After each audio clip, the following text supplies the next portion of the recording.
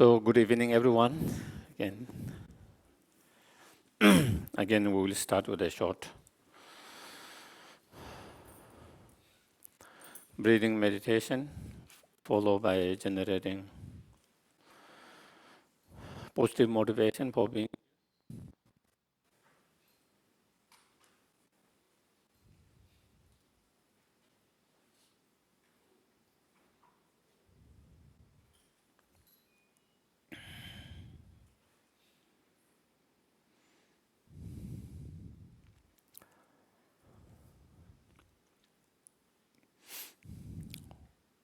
Try to set up right positions.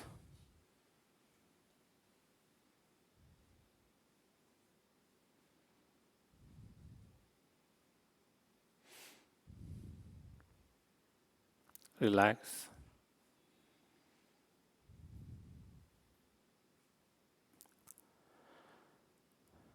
Feel the weight of your body on cushions.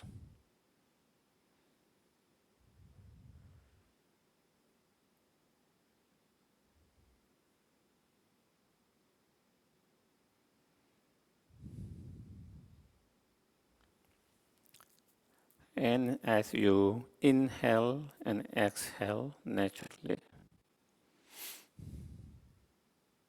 keep your mind or the focus on the breath.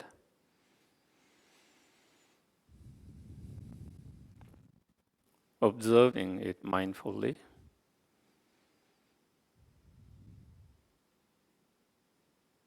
And being aware.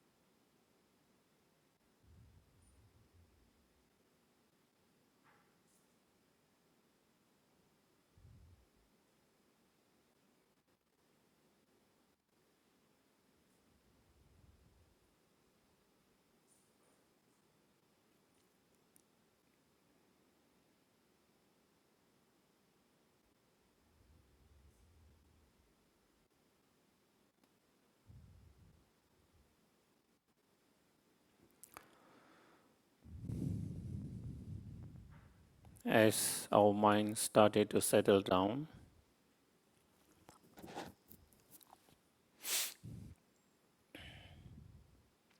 then we can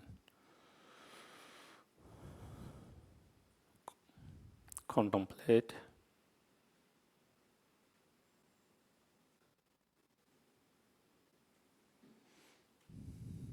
as long as our mind is overwhelmed and taken over by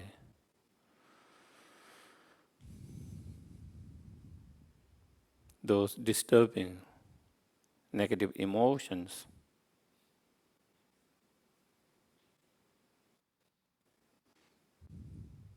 such as anger, hatred,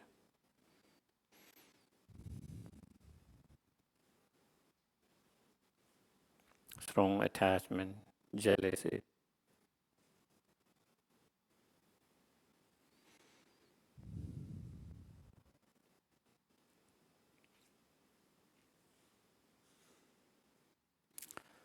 and so forth, we will not be able to find peace in that moment.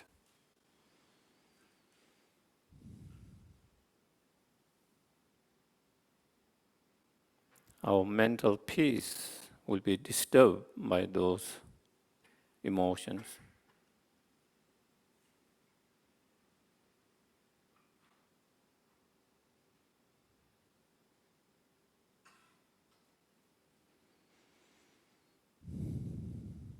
And also, it leads to, due to those defilements, it also leads to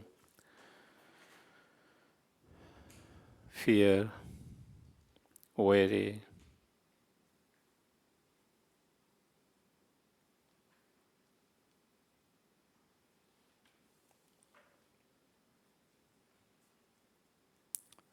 depressions,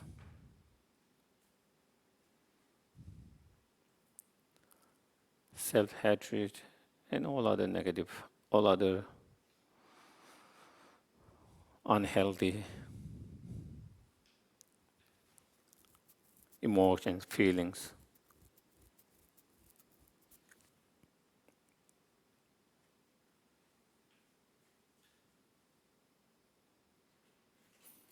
which make us miserable, unhappy, painful.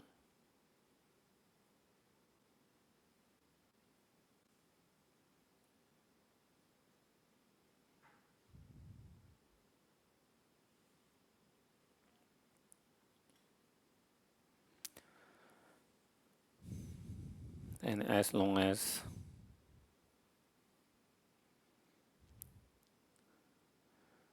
ignorance is there, all those defilements, such as attachment, anger, and others, will continue to arise, continue to manifest and arise in our mind.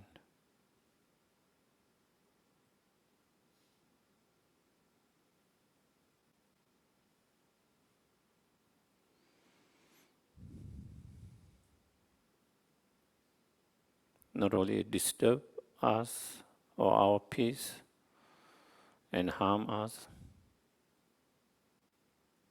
also due to those negative feelings, emotion, defilements, we bring more harm, pain to others as well.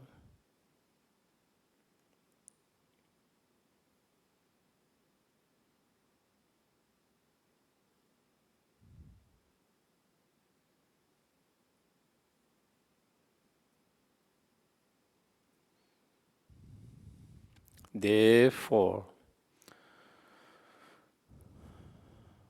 in order to stop bringing pain and suffering to others and oneself,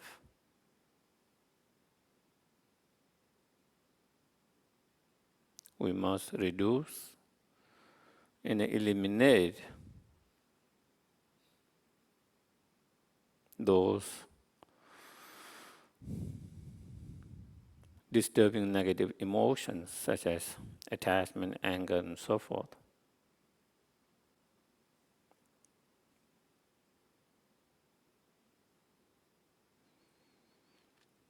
And to get rid of all those delusions permanently, we have to cut the very root of those delusions, the fundamental ignorance.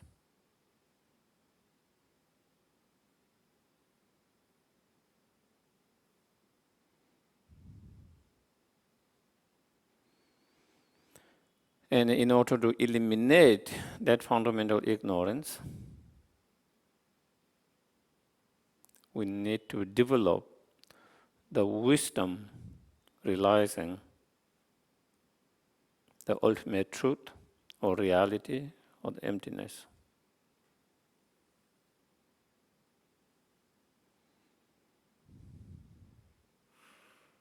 That is the only antidote or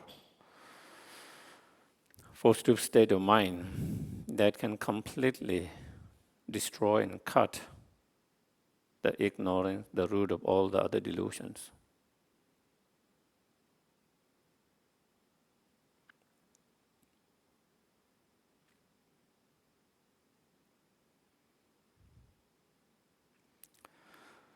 In order to develop that wisdom, realizing the emptiness, the reality,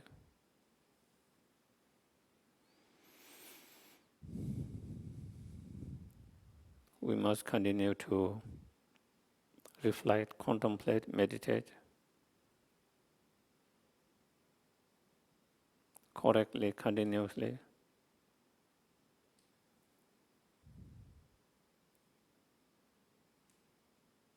as well as try to create a conducive condition to that support that practice. Purify all the obstacles that create obstacles to develop that wisdom.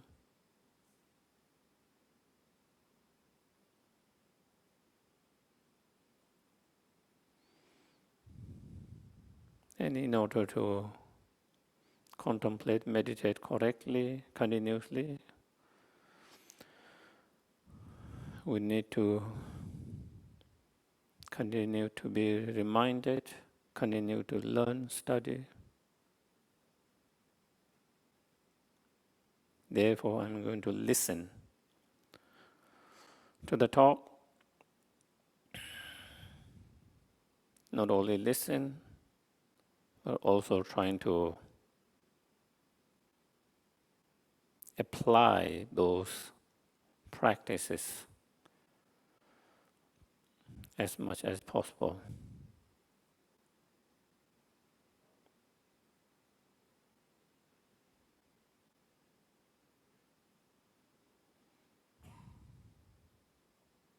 May our act of coming here together, giving our precious time, energy, resources, may all of those become cause and condition to cultivate and fully develop the wisdom realizing the emptiness and the bodhicitta mind.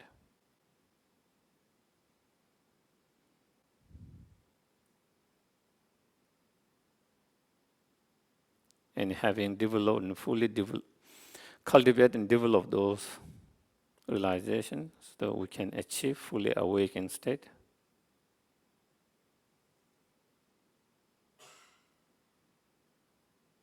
And so that we can be greatest help, benefit to each and every sentient beings.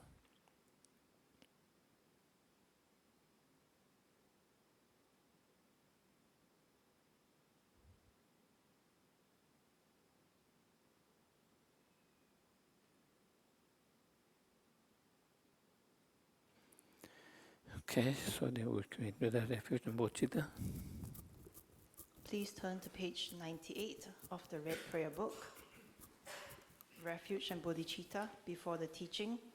We will recite this 3 times. Sangye Chodang sogi chonam la, chanchu patu dane kyab sogi, dagi chushe ki be sonam, chola penje sangye duva sho. Ge chodang sogi chonam la, chanchu patu dane kyab sogi, dagi chushe ki be sonam ge, chola penje sangye duva sho. Chodang sogi chonam la, chanchu patu dane kyab sogi, dagi chushe ki be sonam ge, chola penje sangye duva sho. So today's the next two sessions, today and the coming Sunday sessions, will be the last two sessions will be on seeing things as they are,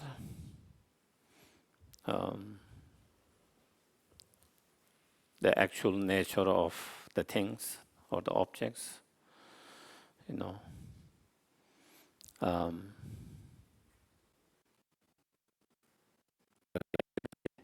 The reality of the objects or things. And when we talk about the reality of the object and things, you know, there are two kinds of reality: conventional reality, ultimate reality. And when we talk about emptiness, we talk about the ultimate reality of the objects or the things. And I think when we talk about emptiness, a lot of people get scared.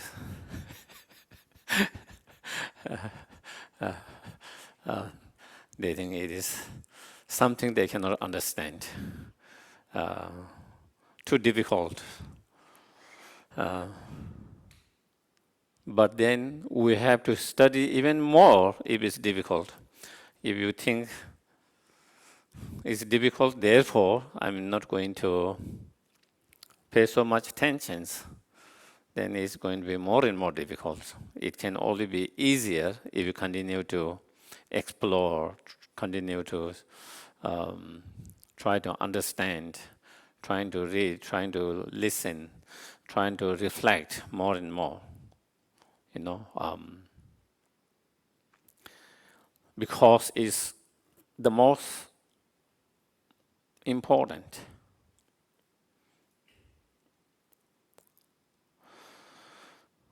If we kind to summarize all the Buddha's teachings, why did Buddha give all those different teachings, you know? Only for one reason. Buddha gave all these teachings to reduce and to eliminate our disturbing negative emotions, because those disturbing negative emotions are the root of all our problems and sufferings.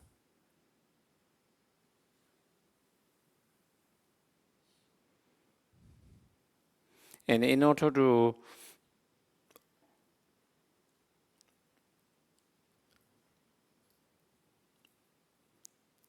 eliminate and destroy those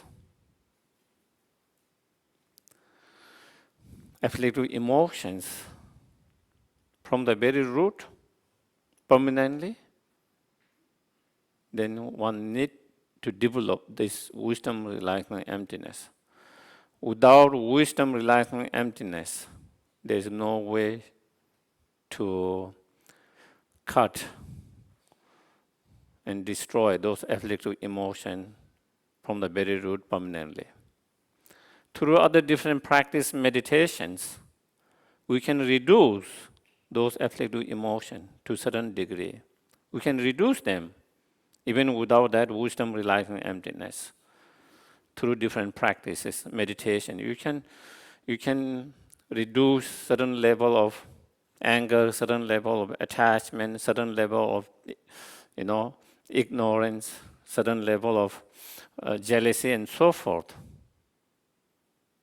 But to destroy it completely, permanently, you cannot unless you have that wisdom, realizing emptiness.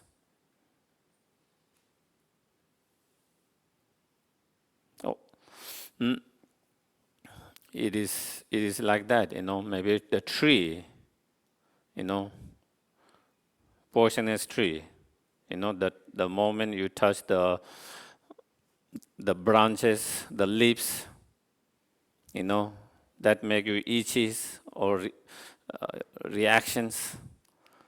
So because it's harming and disturbing you, you cut those branches, the leaves, and it will stop bothering you for a while. But again, the branch will grow again, the leaves will grow again. Again, you will have same problems. So it's not permanent solutions. Temporarily, it can be reduced, you know. But in order to reduce that permanently, we need the wisdom realizing the emptiness. And that is why it is so important to develop that wisdom realizing the emptiness correctly, you know. That is why the earliest masters, they spend so much time writing on particular these subjects. If you read all the Nagarjuna's writing, there isn't so much on other subjects, all mostly on this. He has written a lot. Chandrakirtis, earlier masters, you know, Arya Devas, all of them, if you read, what subject they cover most is on that wisdom. Even if you go to the sutras, you know, there are more than 100 volumes of sutras that has been translated in Tibetan. Of course, there have been other sutras where they have not been able to translate, which are lost. But among the sutras that have been translated in Tibetan language, there are more than 100 volumes. Among them, the most volume is Prasnaparamita Sutras. The most volume is on Prasnaparamita Sutras. Others, it covers different subjects, but like, you know, 1 volume, 2 volume, 3 volumes on the Bodhisattva practice, like 5 volumes, you know, and then on different subjects, different volume. But when it comes to Prasnaparamita, there's more than 16 volumes. That is the most subjects that Buddha also cover. Because that is most important. And that is why also we call Heart Sutra. Why is it called Heart Sutra? Because the subject, the main subject of that sutra is emptiness. And that subject, the emptiness, is the very essence and the heart of the Buddha's teachings.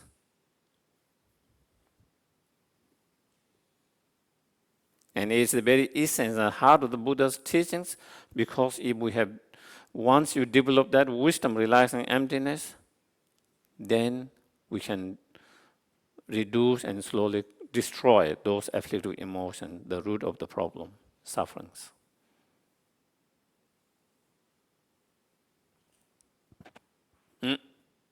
So that is why, also if you try to see, you know, among all the debate, discussions among different Buddhist tenets,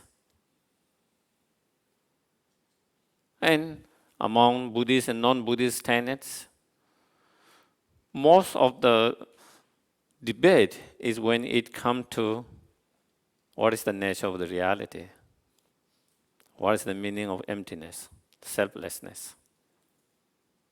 That is where it comes. When it comes to loving kindness, compassion, they have no disagreement. They all more or less come to same conclusions, understandings.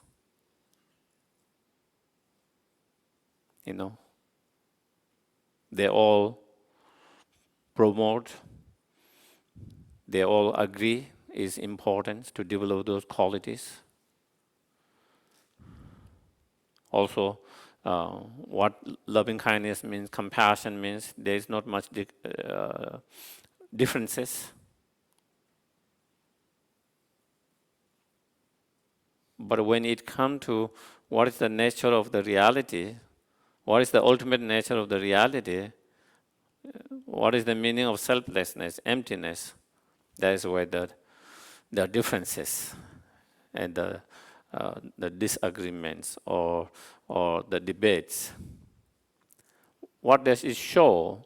One, it shows why it is so important to have that correct understanding, realizations, to get rid of delusion permanently from the very root.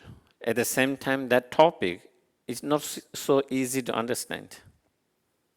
So we shouldn't think that I must be very stupid not to understand these subjects, or I'm not bright enough to not being able to understand.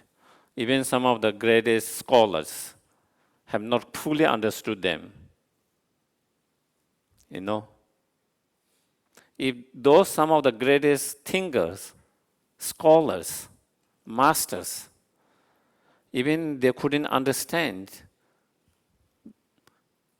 the real meaning of selflessness or the emptiness, then,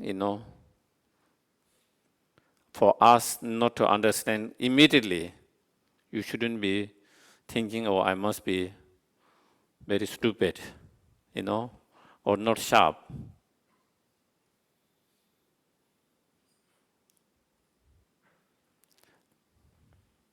It is not only sometimes just intelligent, sometimes it also needs support or accumulation of merit. It also needs support of purifications, as well as studying and contemplating, to have correct understanding, to have realizations.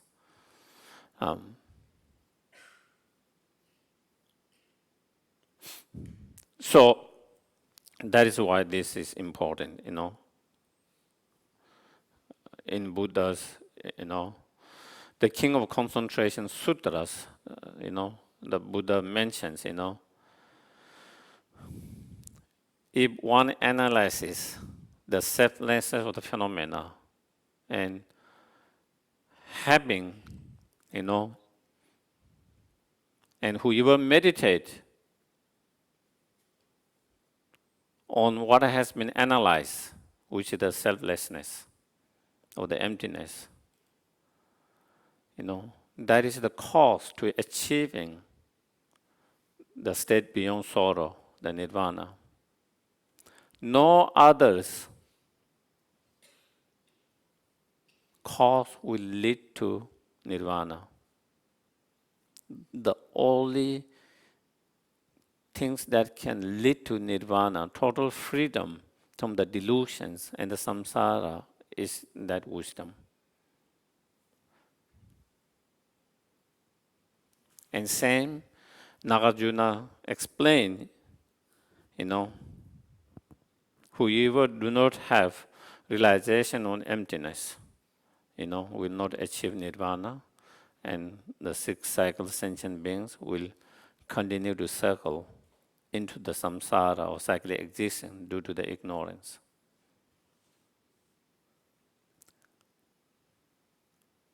Same is explained by Lama Tsongkhapa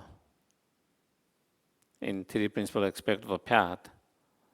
If one do not have realization of emptiness, even one have developed pure renunciation and bodhicitta mind, one will not be able to cut the root of the samsara. Therefore, one should put effort to understand the dependent arising, the emptiness.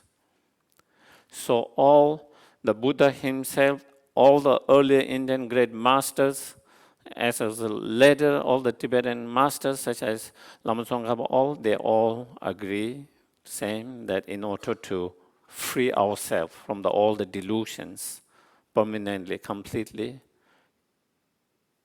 we need to develop that wisdom, realizing the emptiness.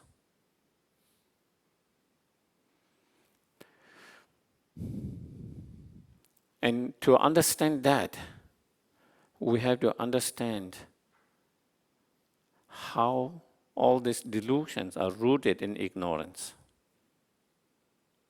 If we understand how all delusions are rooted in ignorance, then we can understand and have a confidence that if I can cut that root, the ignorance, then I could cut all the delusions. Because otherwise, sometimes we feel these ideas about liberation, total freedom from the delusions seems great, but it seems like impossible. You know, it's hard to see possible of that. It feels like it's great ideas, but impossible. Idealistic kind of idea. Sometimes you might feel, we don't feel it's possible. But when you really, through your own meditation practice, not just because Buddha said, Nagarjuna said, Lama Tsongkhapa said, our Guru said, but they have said that, and we also meditate what they have said. And through our own experience, meditation, we see how all the delusions as anger and attachment, how they are rooted in ignorance, how they arise from that ignorance. With your own experience, when you are able to realize that, then you see, oh, what they say was true, how this ignorance, how these delusions are very rooted in that ignorance. And if that ignorance can be eliminated, then you can see how all the delusion can be eliminated. Then you begin to see, oh, liberation is possible. It's not just ideal ideas, nice ideas, great idea, but you started to feel liberation is not too far away and is possible. And if you feel that possible, it gives you more energy and more enthusiasm in your practice. You know, when you see something is possible, then you have more enthusiasm that when you feel it is something too far away, not possible, then you don't have as much enthusiasm in that.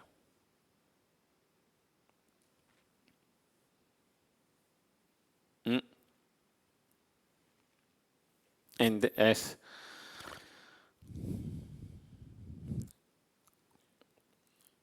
Nagarjuna in his fundamental treatise, as he said, you know, so-called liberations or nirvana is the cessations of the karma and the delusions. That is what nirvana means, the cessations or the end of the karma and delusions. Where does that karma and delusion arise? The karma and delusion arises, you know, from the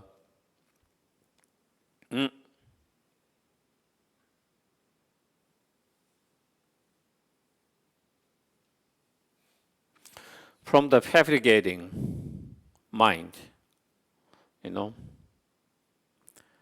And where does that fabricating mind arise? That fabricating mind arises from the conceptions of the ignorance. And when you have realization of emptiness, then you overcome that conception of ignorance. And then by cutting that concept of ignorance, then you cut this fabricating mind that give rise to attachment, anger, and all other delusion and the karma. And then you achieve the nirvana.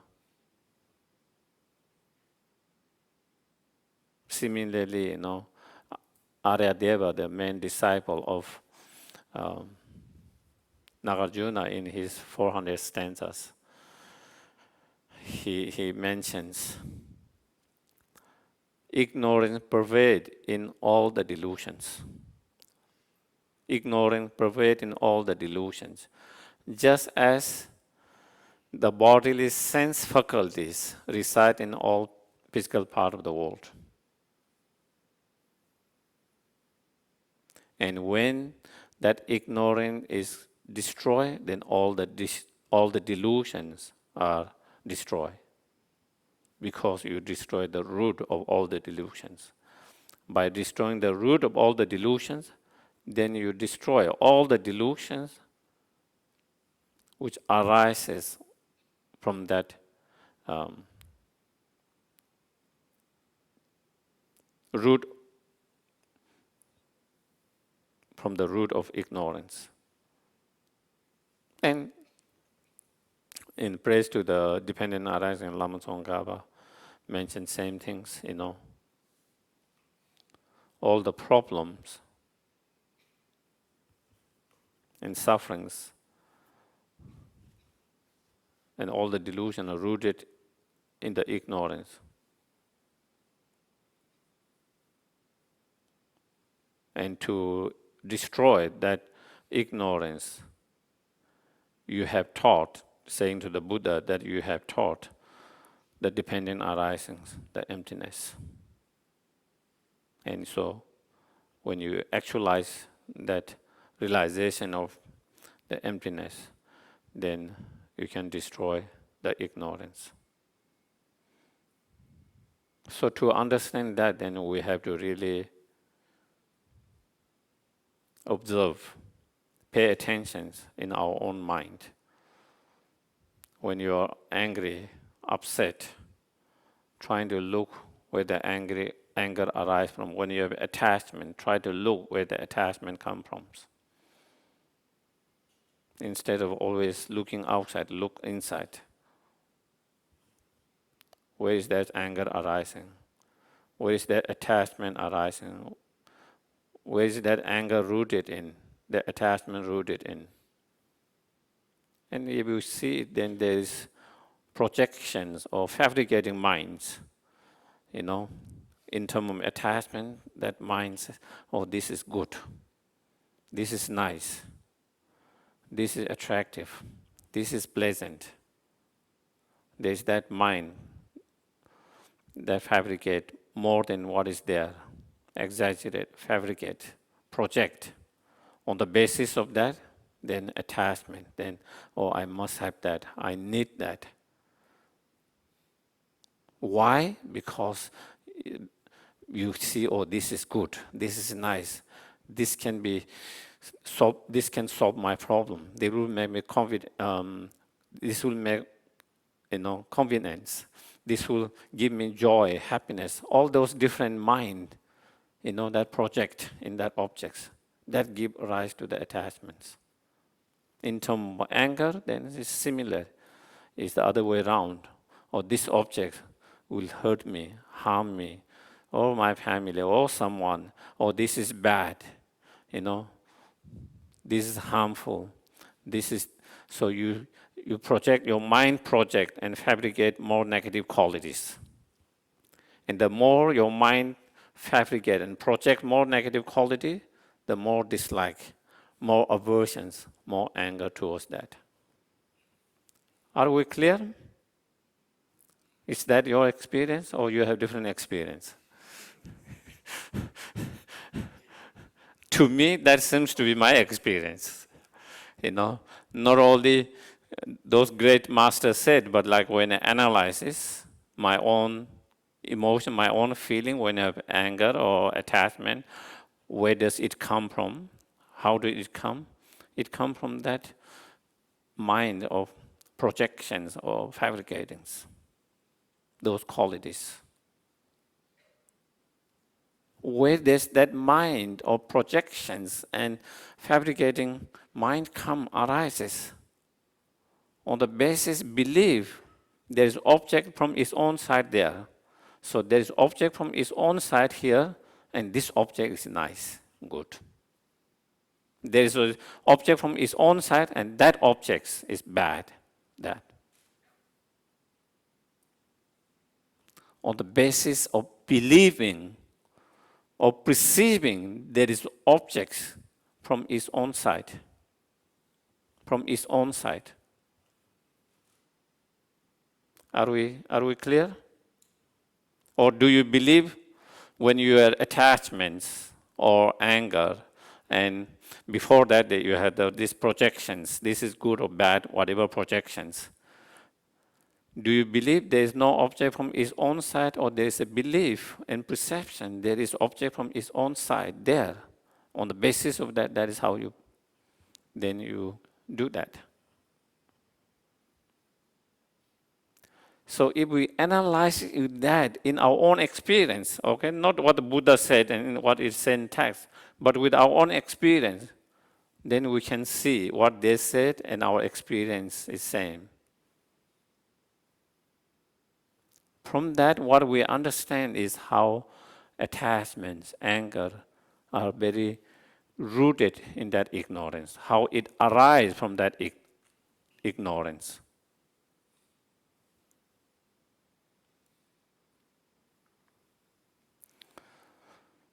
Ringing bell? Yeah? That is very important. It's very important to recognize and understand experientially, not just intellectually. The Buddha said here and this and that, but your own experience, having spent time to observe, contemplated, meditated, and that, you know.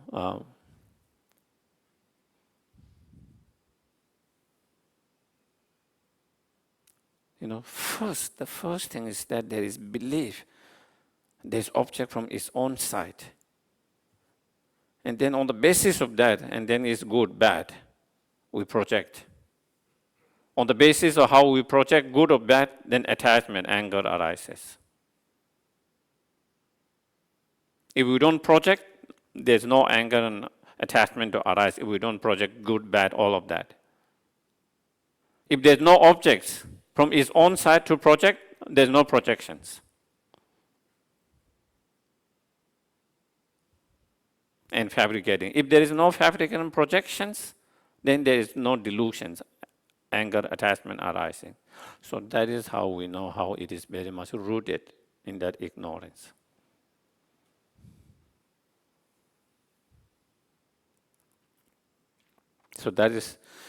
So in terms of,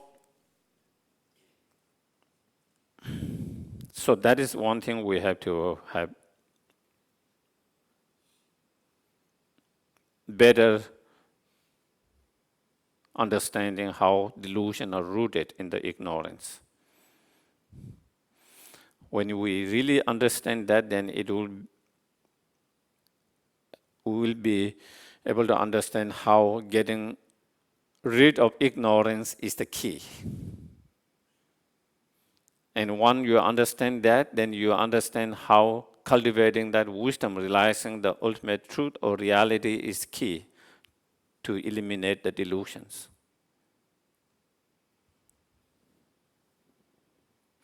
And once you understand that, you understand why understanding emptiness is so important and why we should put more effort to have correct understanding and realization of that.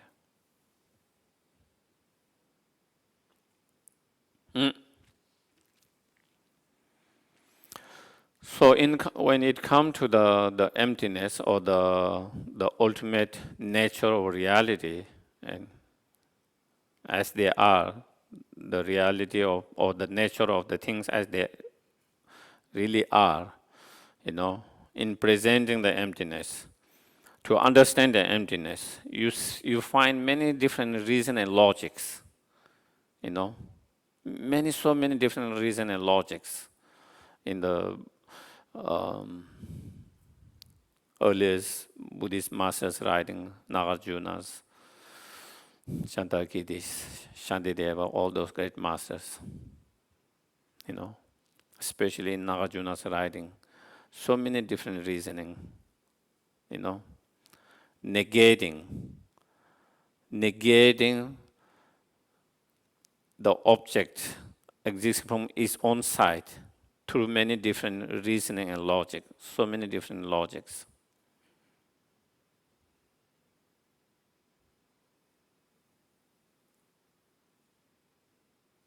Among them, you find some of the main reason and logic, 4 or 5 reason and logic do you find.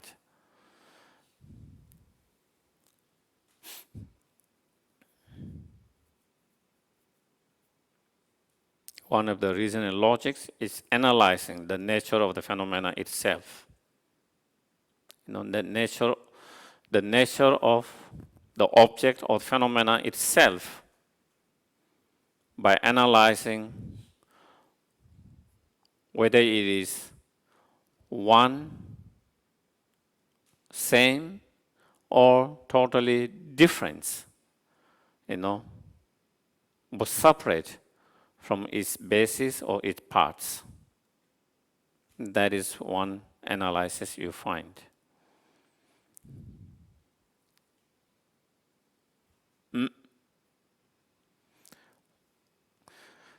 One way maybe will come later, okay? Another reason logic you find in Nagarjuna's writing, analyzing not only the nature of the phenomena, but also the cause of the phenomena. Whether the cause of phenomena is inherently truly existing or not. Through four possibilities, whether it is dependent on cause or not. If it is dependent on cause, is it dependent on its own cause or others or both? Those four analyses. That is another reason logic that Nagarjuna used. To understand that reason and logic, you need to have a little bit more understanding of some of the other school of thought as well. Some as well. So to understand that reasoning fully, you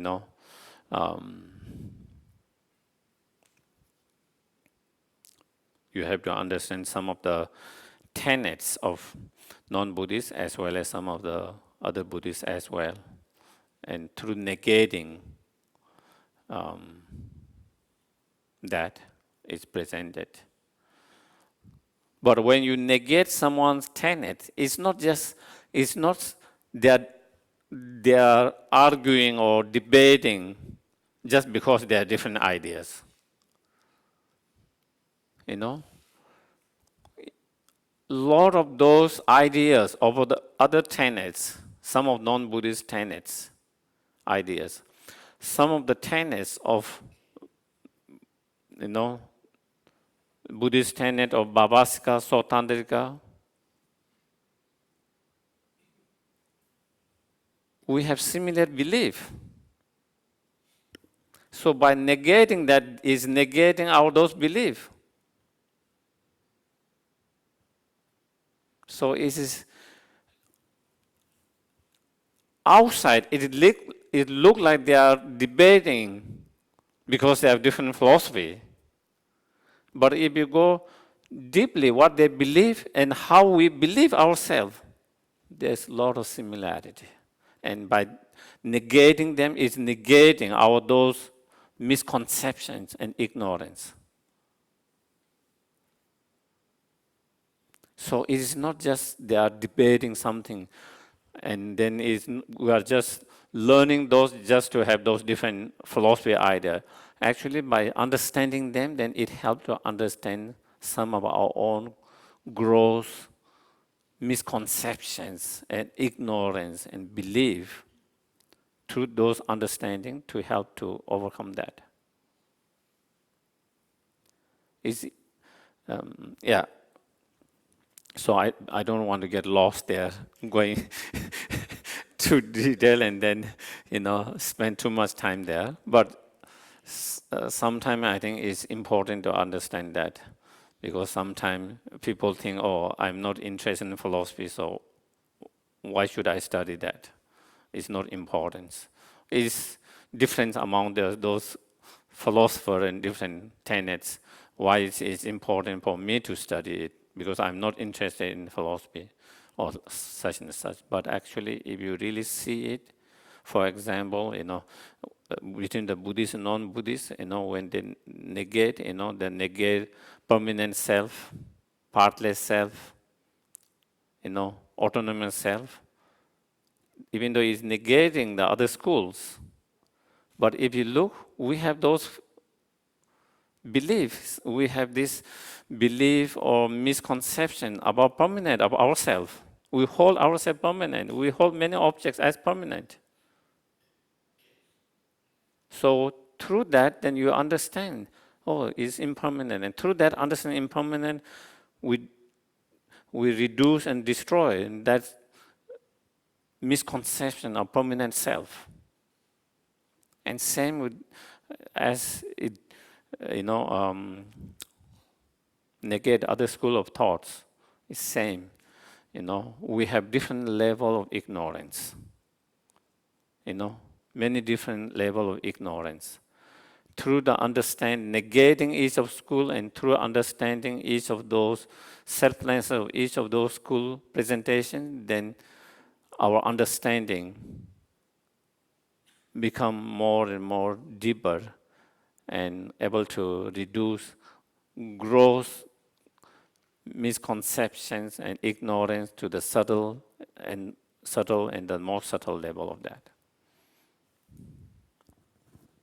And then there is also, reasoning of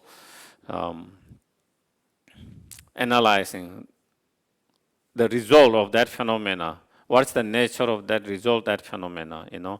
Again, which is inherently existing, not, it is ultimately one cause give rise to many results, or many causes give result, ultimately give rise to many results, and so forth. There's 4 analyses like that.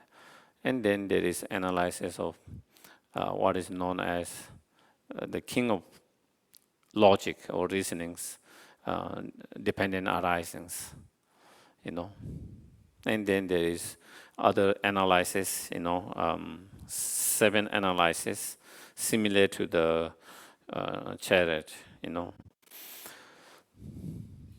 So there are many different reasoning logic analysis. Whatever different reason logic analysis you use, the conclusion is the same. The conclusion is same. For some people, maybe among all those different reasoning logic, one particular reason and logic, they find very helpful, effective, relatable, connected. Maybe they might find it challenging, difficult with some other reasoning logics. And for some, they can connect all those different reasoning logic. The more reasoning logic you have, the more convinced you are that they are not inherently existing. Why we need so many reasoning logics? The more reasoning logic you have, the more convinced you are. One reason you think, with this reason it seems, but maybe there might be something else, Even in our worldly world, to convince you something, this is good or bad, one evidence sometimes doesn't convince you. One research doesn't convince you. But there are so many more research that show same, more research that shows the same result. The more evidence there are, the more convinced you become, isn't it? Is that the case? Yeah, the more reason, the more evidence there is, the more you become convinced. Even though there is evidence, but if there's not so many evidence, still you might not be so convinced. That is why sometimes we wonder, why do we need so many, why do we have to study and learn all those different reason and logic? Just one reason and logic will be enough. Sometimes we feel that way. But again, sometimes with just one reason and logic, it doesn't give us total convictions in that. But the more reason logic you have, then the more stronger convictions it leads you to. The more stronger conviction you have of object empty of inherent existence, then, the more helpful is to have that realizations. But of course, we don't have time to go through all those different reason and logics,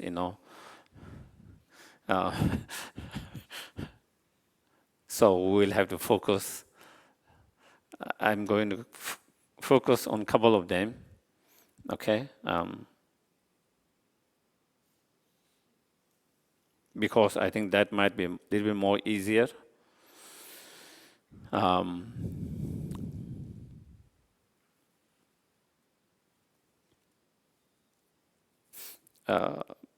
analyze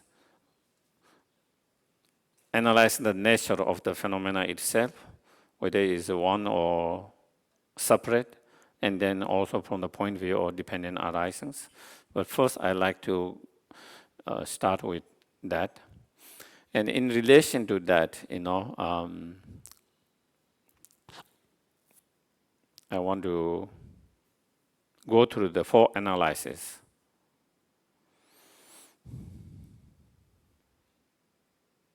And as those who have studied Lamrim, you will find those in Lamrim in part of the meditations, part of the section on the wisdom part, emptiness part, the four analyses.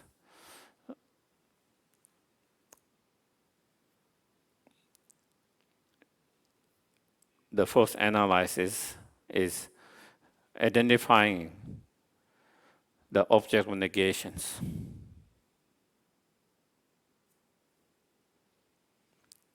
Second analysis is when it is related to the self,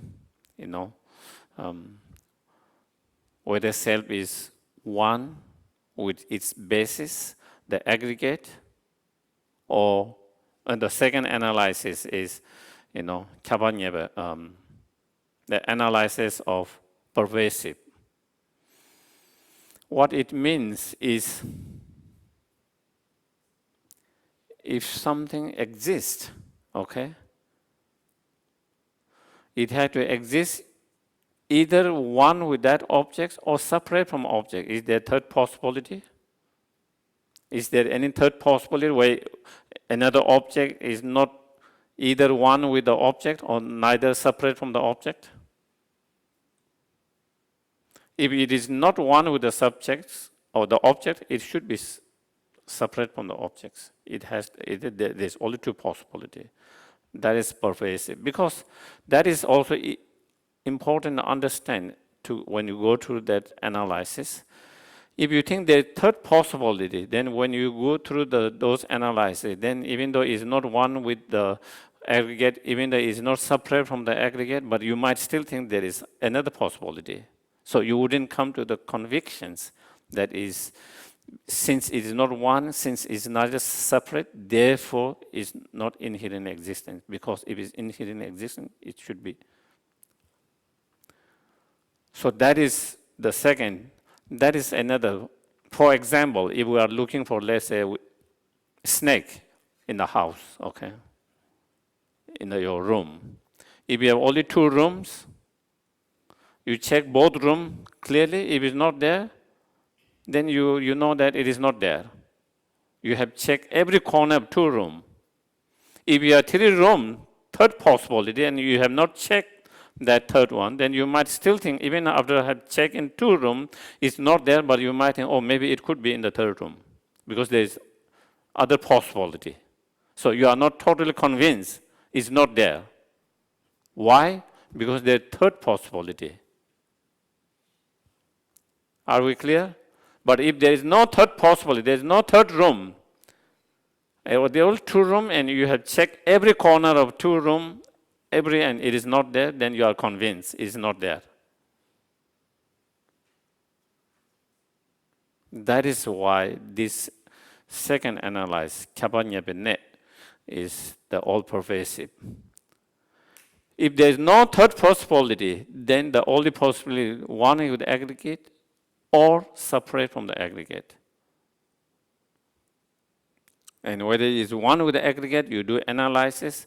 And if it is not one with the analysis aggregate, then it must be the other possibility is the only other possibility, because there are only 2 possibilities.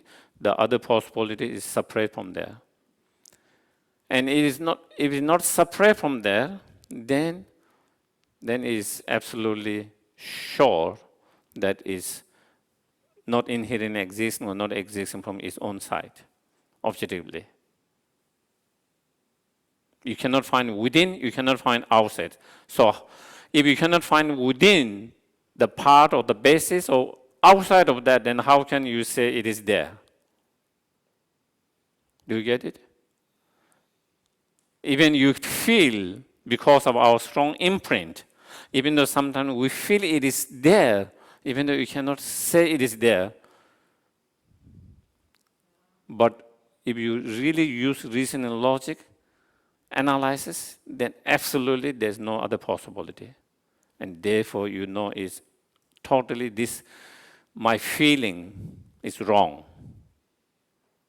Then you can prove your feeling, the ignorance, that feeling or that belief or that perception is mistaken ignorance. Because it is, even though I feel that way, but with reason and logic, it cannot prove. With the reason and logic, it proves something else.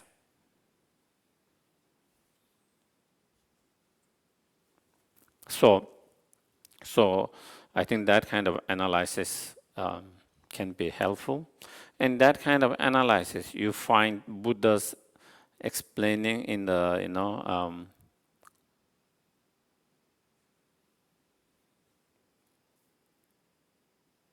Rice Seedling Sutras.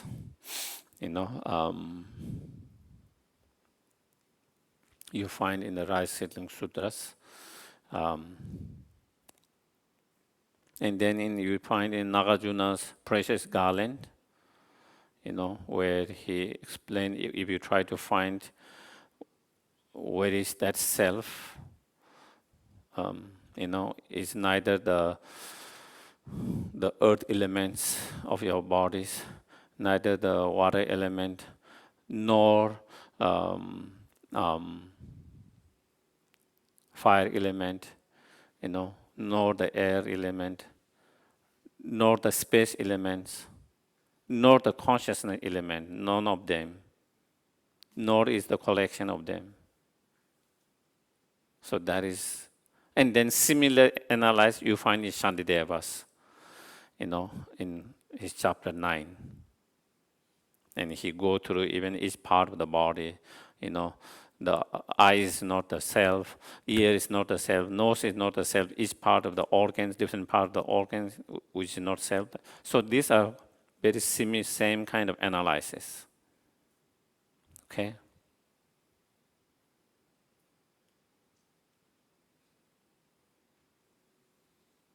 So before I go to that analysis, maybe I should go to the first analysis, identifying the object of negations. And that is very important.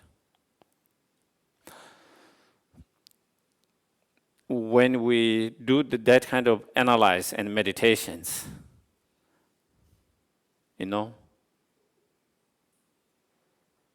what are we trying to negate? Because there's something we shouldn't be negating, and there's something we should negate. If we negate something we shouldn't be negating, then we can fall in the extreme of nihilism, feeling there's nothing. Okay? You do all this analysis, it is not my physical aggregate, is not my feeling aggregate, nor my compositional factor aggregate, nor my consciousness, feeling aggregates, nor my physical form aggregates, nor is separate from them. You do all this analysis, and then you think there's no self at all. Completely, absolutely, there's no self at all. That means we can fall into the extreme of nihilism. If there is no self, then who is there to create karma? Positive karma, negative karma. Who is there to experience the happiness and sufferings? Who is there to practice? Who is there to achieve enlightenment? So then there's no point of practicing. There's no point of achieving enlightenment because there's no one to do that. So we are not negating that kind of self that exists. But there is another level of self which do not exist, but our ignorance misconceive to exist. That is where we're trying to negate that self. Self that do not exist, but about our ignorance, believe, and perceive to exist. Are we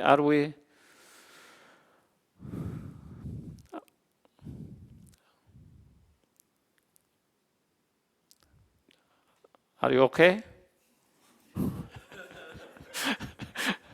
Okay.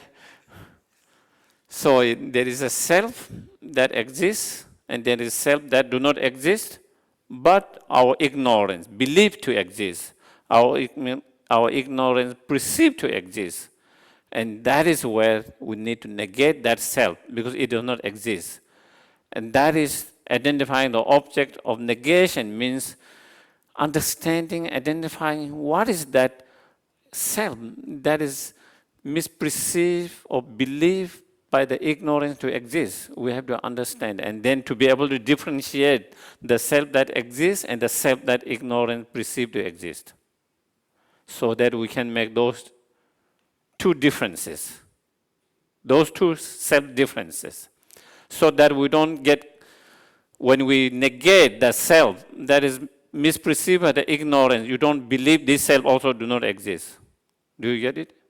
And when you believe this self exists, then you again believe that the self that is perceived by the ignorance also exists. So you are able to differentiate those two things. So when you, through such meditation practice, when you negate that self, that it doesn't negate, that self that exists,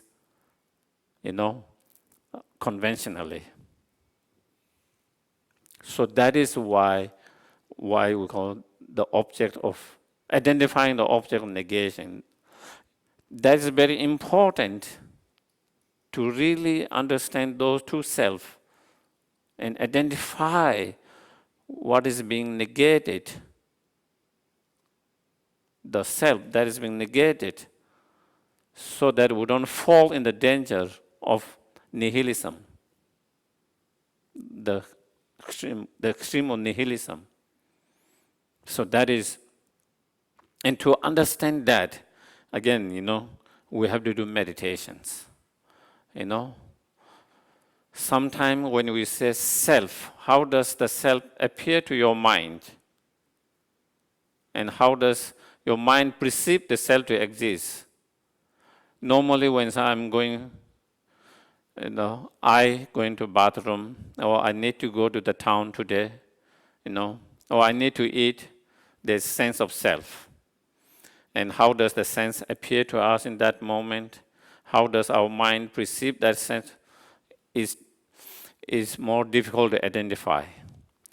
So, but when you have strong sense of I, when you have strong emotions, okay?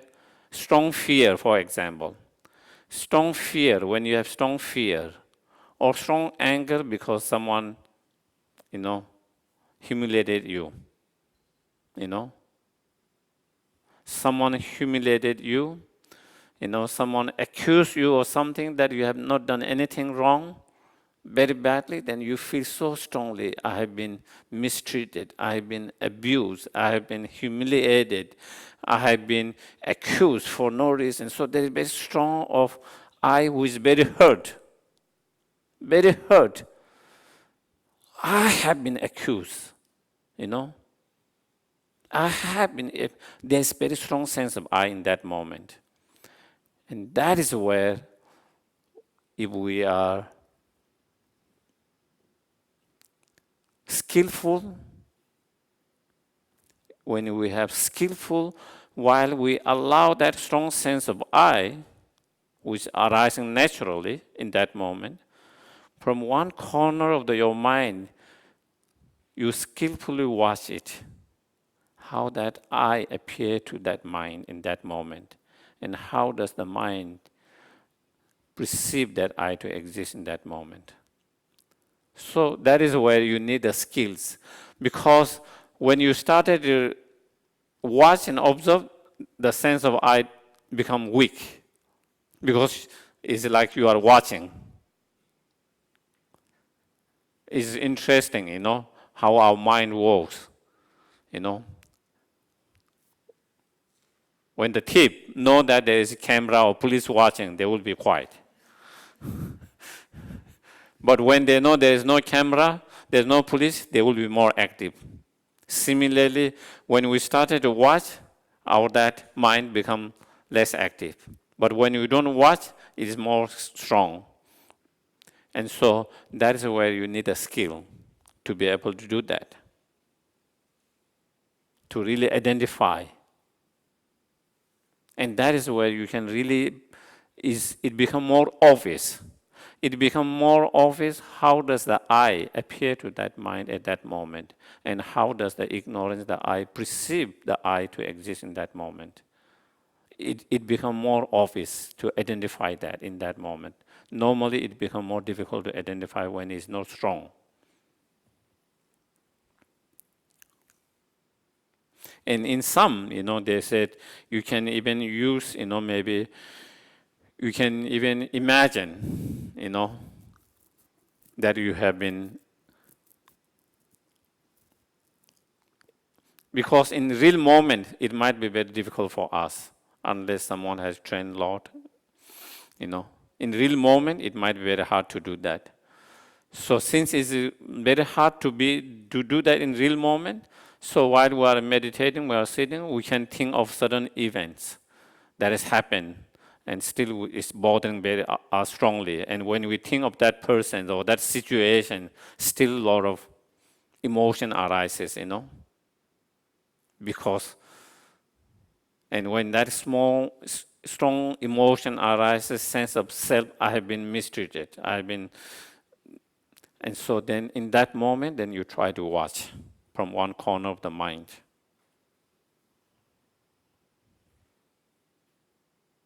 Or sometimes they say you can even visualize, imagine, someone you dislike, trying to criticize, accuse you or something that you have not done in front of everyone else, and that you are very angry, And so again, creating that kind of instant, even it hasn't happened, but if creating in your mind, that can also possibly give rise to that feeling. And then again, through that, again, you learn to watch from one corner of the mind, to observe.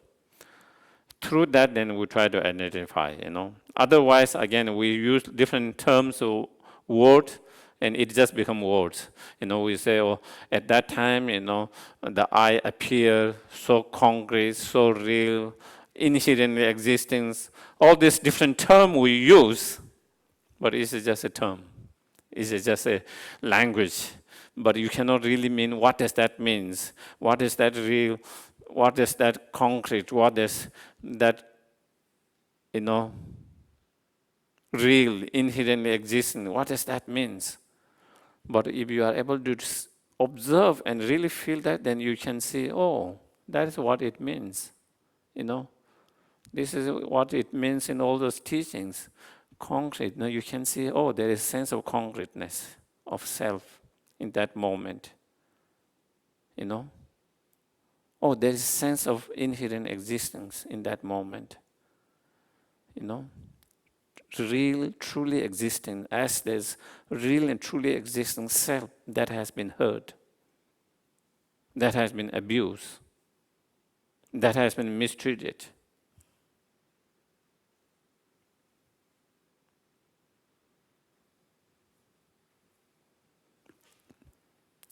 So then you will have better chance of identifying the object of negation better, the self that has been to negate it. And if you have better understanding of that, if you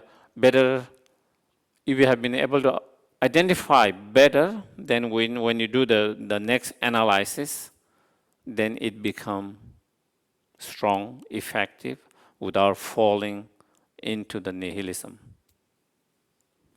Okay? So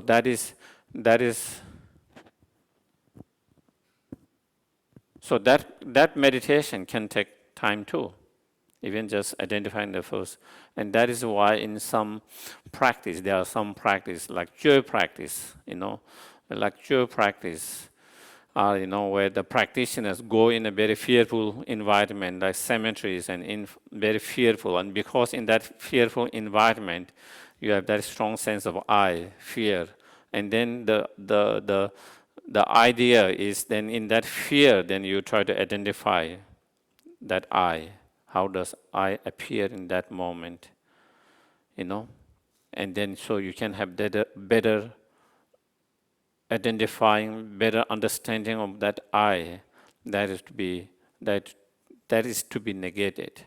So that is one of the reasons they do those practitioners. Of course, there are also other practice part of Jö, making offerings of your bodies and all of that. But also one reason is for that to have better the practitioner purposefully go in those kind of environment where it gives rise to a lot of fears.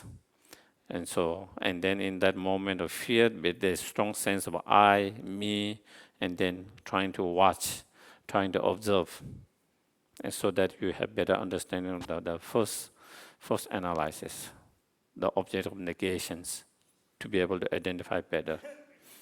Once you have identified that, then the second, you have to be very convinced either it has to be one or separate. There's no third possibility. Is as I give example,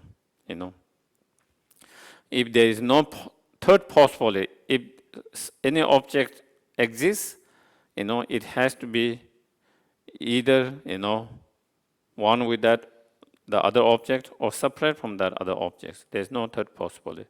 In the same way, if something exists inherently or truly, it has to be truly existing one or truly existing separate. There's no third possibility of existing truly. So that is, again, you need to have that convictions. There's no third possibility. And then, then you try to analyze in terms of self, It's the self. If self exists inherently from its own side objectively,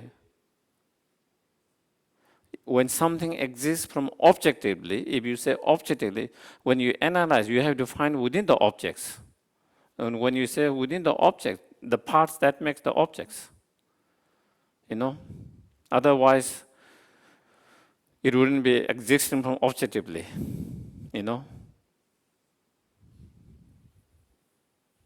And so if that is the case, then, the self has to exist either, if self exists objectively or from its own side, it has to exist either one with the aggregate or separate from the aggregate. You have to find either within the aggregate or outside of aggregate. There's no third possibility. And if you try to find where is the I within the five aggregate, you cannot find. My body is not me. Me and my body is different.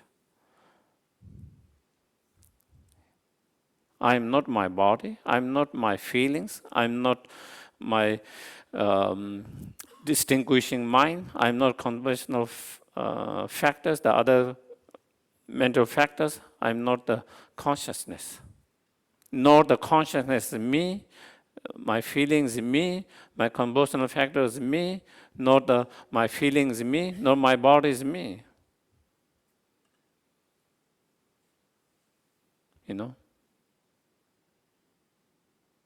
Also, if I am my body, then there are a lot of problems. Then there's no continuity of me. When I die, just as my body doesn't continue, there's no continuity of me. If there's no continuity of me, there's no self that is carrying the karmic seed. If there's no self carrying the karmic seed, and then there is no one who experiences those karmic. And that means then the whole law of the karma collapse. also is the body, then there is no one to achieve enlightenment. If there is no one to achieve enlightenment, because the body doesn't continue to enlightenment, the body doesn't become enlightenment, then what's the point of practice? What is the point of path? All this. So therefore is not the body. Is not one with the body, is not the body.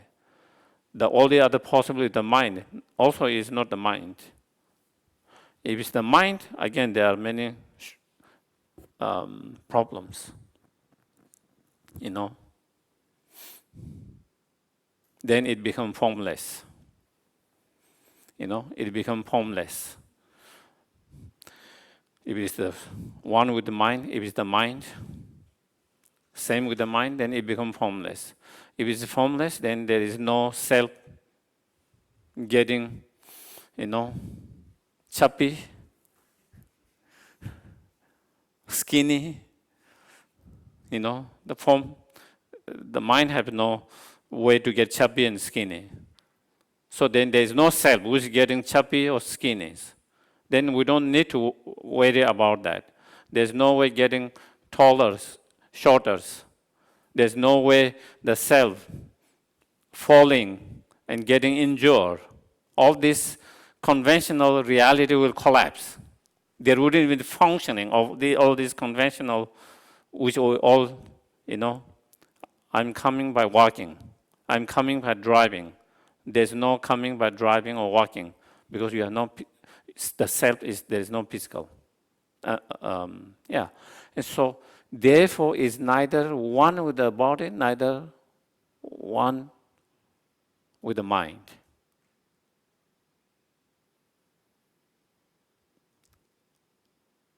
Are we clear?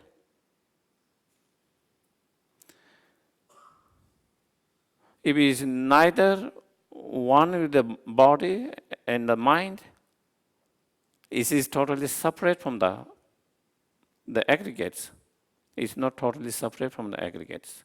If it's totally separate from the aggregate, you take away aggregate and you should be able to pinpoint and say, this is I. If you take about your body, feelings, compositional factors, distinguishing mind, consciousness, there's no self, there's no I. When you take all this,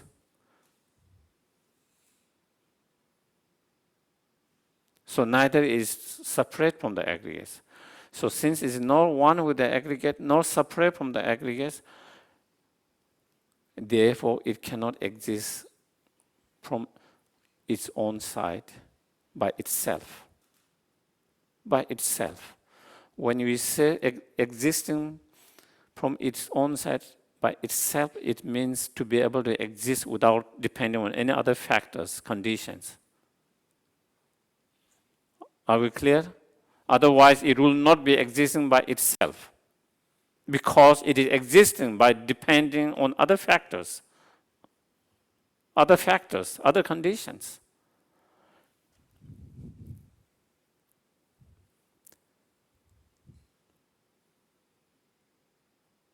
And since,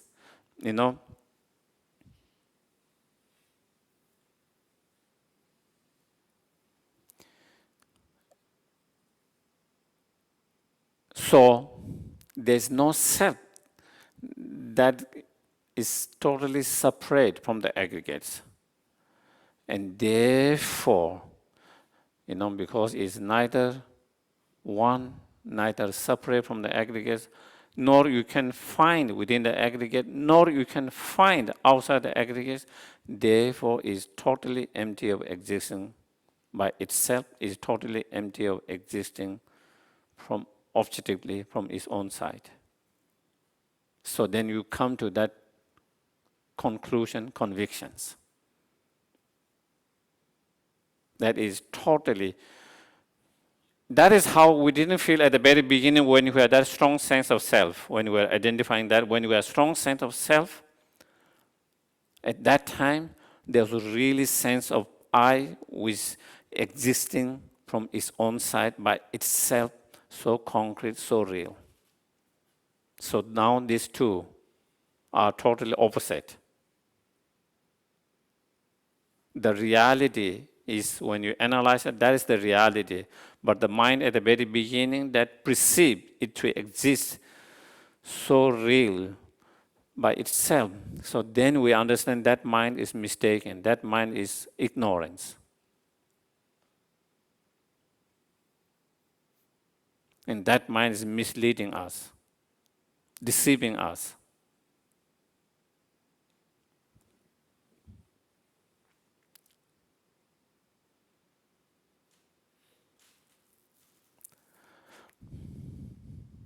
Mm?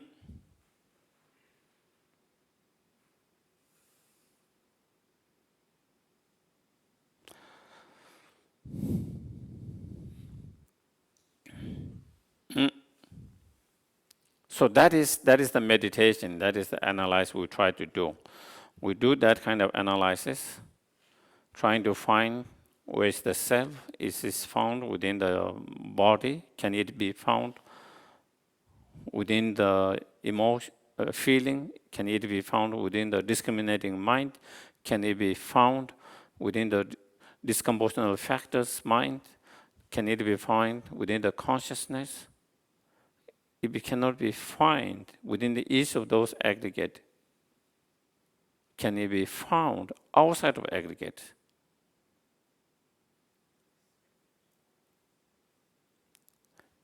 Can it be found outside of aggregates when you leap away, or when you take away those aggregates and still to be able to identify and say, this is me, this is I? You cannot pinpoint. So nor it can be found within the aggregate, nor it can be found outside the aggregates. There are two ways of putting it. So I think whatever makes, one is neither is one with the aggregate, nor separate from the aggregate, or separate from the aggregate. For some, maybe it might be more easy, nor it can be found within the aggregate, nor outside of aggregates. Whichever you find is same, similar analysis, slightly different, but similar analysis. Either way, whatever, however you analyze, the conclusion is to find there is no such I or self that can be found within the aggregate or nor outside of aggregate. If it cannot be found within the aggregate nor outside of aggregate, then it's very clear that the I do not exist by itself, from its own side, by its own power. Therefore, the I that exists inherently or by its own power or by its own nature or by itself is totally empty. Totally empty. And then you try to meditate on that emptiness as much as possible, trying to remain in that emptiness, feeling of the empty of that self, the inherently existing self, the self that empty of existing, the self by itself from its own side, totally empty of that. So you try to remain in that meditations,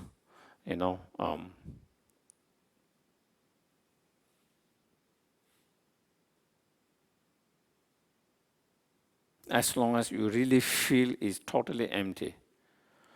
And you try to feel very strongly with strong convictions.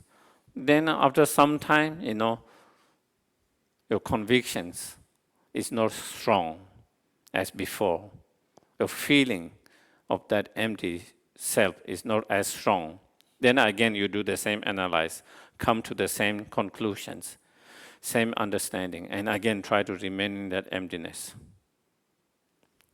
As long as, 2, 3 minutes, 5 minutes, 10 minutes, however, as long as you feel very convinced, very strong, that feeling. When your feeling started to weaken, but again you do again, analyze from the beginning. That's how we try to do, again and again, again and again. Mm?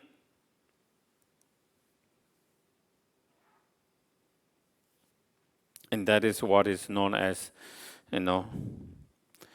space like meditation on emptiness, space like emptiness. When we think of space, the idea of space, in Buddhism, the definition of space is merely absence of something that is abstractions. So here, similarly, when we meditate on emptiness, we try to meditate on this merely absence of truly existing inherent existence. Just like the space. We are not talking about what is there in the space, but the nature of the space, the definition of space is merely absence or empty or absence of something that is abstract. In the same way, then when you meditate on these meditations, you try to meditate totally absence or empty of that self or that objects, that phenomena.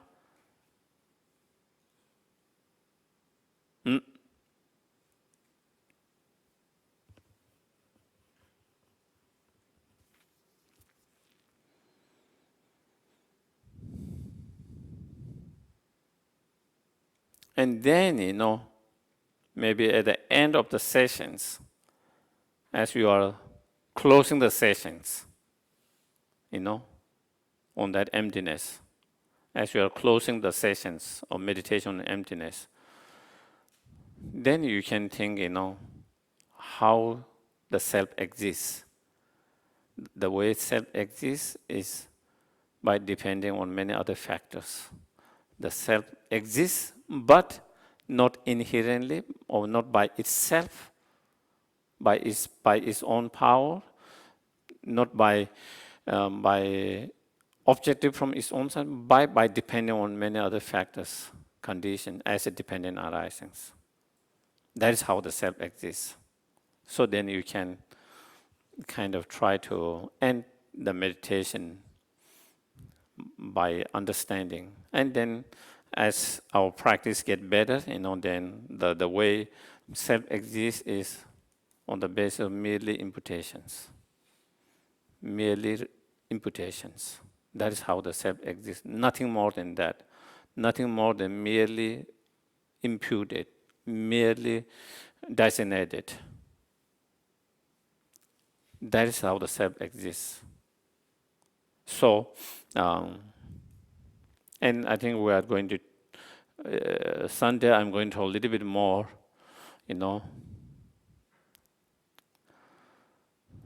about why they are not inherently existing, because of dependent arisings. But and meaning of emptiness, dependent arising, meaning of dependent arising emptiness, how they do not contradict each other, as Lama Tsongkhapa explained, but how they complement each other. Not only they complement each other, but actually understanding emptiness because it's dependent arising. Understanding dependent arising because it's emptiness. And so if that is the case, if dependent arising and emptiness equal same, why don't we talk about dependent arising all the time? Seems to be more easy. Isn't it? Dependent arising, we don't seem to struggle. We can relate easily, we can understand easily dependent arisings. So if dependent arisings means emptiness, emptiness means dependent arisings, and if the understanding of that, then why we do focus on so much on emptiness and not dependent arising?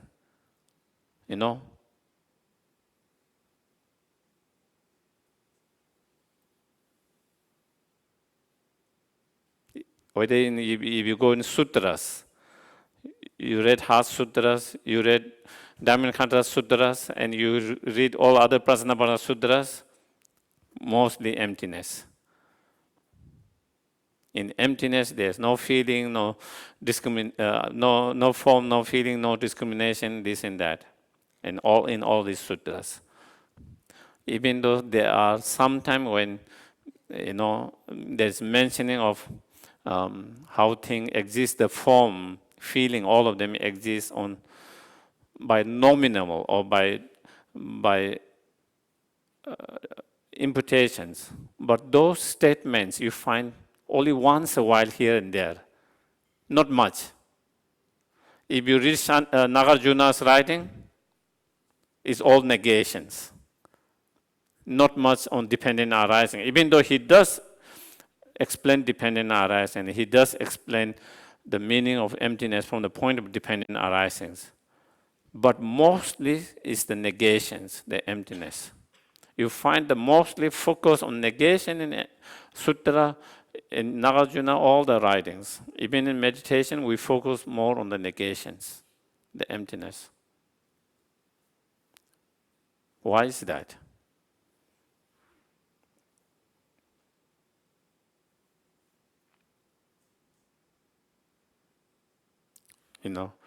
So I think we will discuss more on that. We will talk more on that. And there is a reasons, even though understanding dependent arisings lead to emptiness, or when you have a subtle understanding of dependent arisings,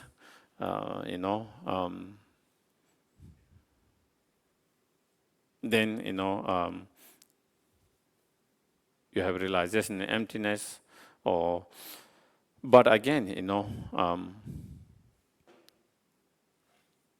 why is the focus so much on the emptiness, the negations, and not so much focus on the dependent arisings?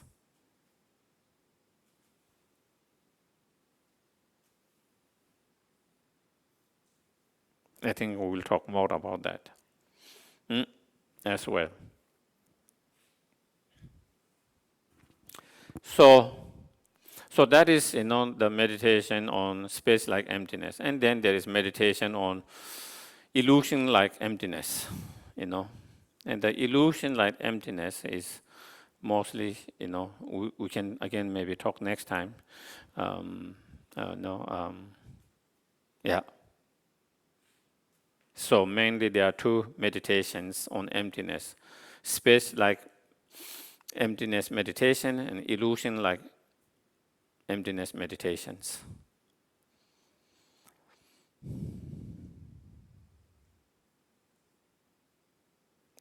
It is mentioned, to the highly realized beings who have direct realization in emptiness. And when they are in deep meditation on emptiness, what we call meditative equipoise, totally deep in meditation on emptiness, when they come out of that deep meditations, the world around them, everything appear more like a illusion, more like dream state, naturally, by the power of their meditations. From the influence and the power of meditation, everything that they see, hear, smells, taste, touch, everything that comes, all the objects appear to their mind, but they appear more like illusion state, more like dream state. For us, it doesn't appear that. For us, it appears so solid, so real, from its own side objectively. So then we have to remind ourselves that they all are like an illusion. They all like a dream.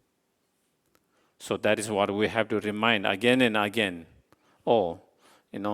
The shape, the colors that I'm attached to, appear so real. It exists from its own side objectively. But it is just like an illusion. It's just like the dream. It's not real as it appears to my mind, to my The same thing, everything that you hear, the object of attachment, object of anger, object of, jealousy, object of pride, whatever objects, So we have to remind ourselves they are like a illusion. And we talk about what that means, how, what means that everything's like illusions, and also different between illusion and like illusions. Sometimes people get confused, those two things, illusion and illusion-like, dream and dream-like. Okay? The example that you find in the scriptures, Buddha example are giving like an illusion is not saying illusions. Like a dream is not in the dream. There's a two different state, awake state and dream state. But even the awakened state is like a dream. It's not a dream, but like it's a dream. Those are the differences, Also because sometimes I get cautions, but how can it be dream? How can it be illusions? It's not saying it's illusion, it's not dream. It's like a dream. It's like a illusions, like a mirage, like a image in the still lake, and so forth. So it's giving example. It's similar like that. It's saying it's similar like that, in the sense that the appearance and the way they exist are not same. There is the way they exist and the way appear is two different things. Just like all of those examples, also the way objects appear to our mind and the way object exists is very different. Therefore, they are like a dream state. They are like an illusion and so forth. Yeah? Did I confuse you more?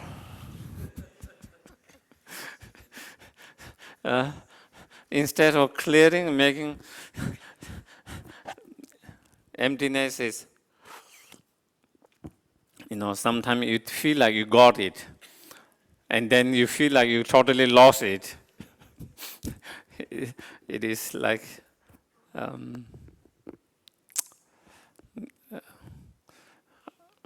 don't know what it is called in Tibet. Then they often give an example, not for this, but for different example. There is one animals, where it,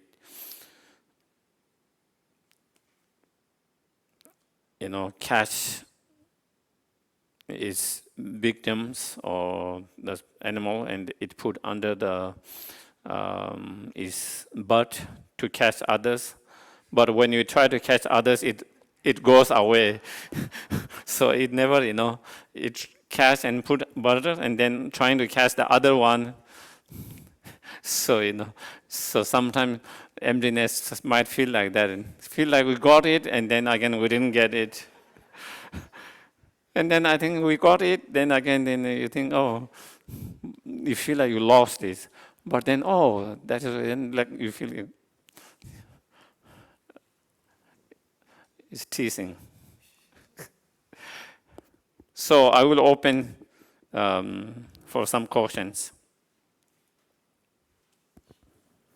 Yes, I can see there. Oh.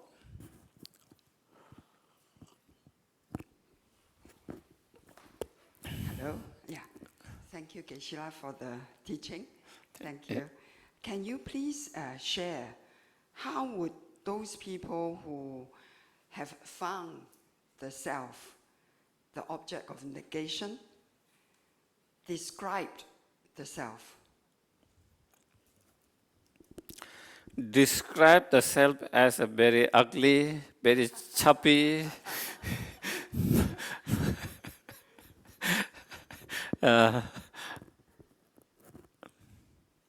they describe, the self existing as a almost like concrete, real, existing by itself from its own side, and inherently, yeah. So it's more or less like, if I can describe a little bit, it's like permanent, unitary, independent, substantial,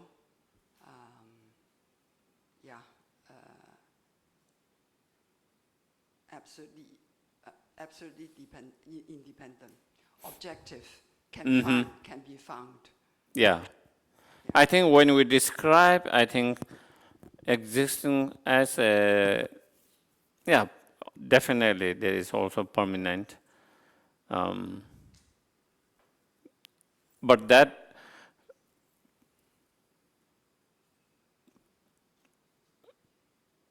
perceiving or apprehending the self to exist as permanent is more, little bit more gross ignorance.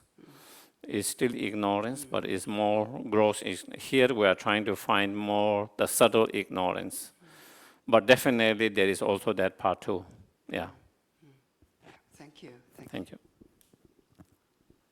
For someone who do not have realization of emptiness, but someone who have realization of impermanent, they might not have apprehending the self as a permanently existent, but they would still have the apprehending self as inherent existence. Yes. Hi, Geshe. Thank you for your teaching. Can you explain more the relationship between mind or consciousness and self? And then just now in your teaching, you mentioned that if the self is totally being negated, including the conventional self is negated, then there's nothing to experience karma or transfer to the next life or attain enlightenment. But in some other teaching, it is said that the mind or the consciousness is being, transferred to the next life or experience karma or achieve enlightenment. So maybe you can explain a bit more. Thanks. What I'm saying is, when you analyze whether self is one with the physical aggregate or one with the mental aggregates, if the self is one with the physical aggregate, if the one is same with the physical aggregate, then the problem will when the physical aggregates, when we die, the physical aggregate cease, doesn't continue. In that case, then you will have to say the self doesn't continue and cease because they are one, same. And if the self doesn't continue and cease at that time, just as the body cease, doesn't continue. If the self doesn't continue, then there would be problem of the karma not continuing to the next. And there is no one to experience, because there is no self that continue, then there will be no one to experience. So that is what I'm saying, that will be the problem if the self is one with the physical aggregate. And therefore is not one with the physical aggregate because of all these problems. Did it clear? The mind continue, but here the first here we try to analyze whether it's one with the physical aggregate or whether it's one with the mental aggregates. Okay, maybe if we try to do that. If it is one of the physical aggregates, one of the problem will be that then they were same, and when we die, when our body is burned, then when the body doesn't continue, then also we would have to say the self doesn't continue, self is burned, there is no continuity of self, because they are same, one. If there is no continuity of the self, then there is a problem of carrying the karma from the past and experiencing the futures and all this imprint of the karma, and then someone experiencing that, all this will have conflict with all of that. And therefore, that is why it's not one with the self, And then we also use, if it's not one with the self, and if the self is not one with the physical aggregate, then is it one with the mental aggregate? And that was where I was saying, if it is one with the mental aggregate, also there are other problems, analysis. Then if it is one with the mental aggregate, then since mental aggregate has no form, is non-physical, non-matter, non-form, then we would have to say the self doesn't get, fat, skinny, bigger, smaller, all these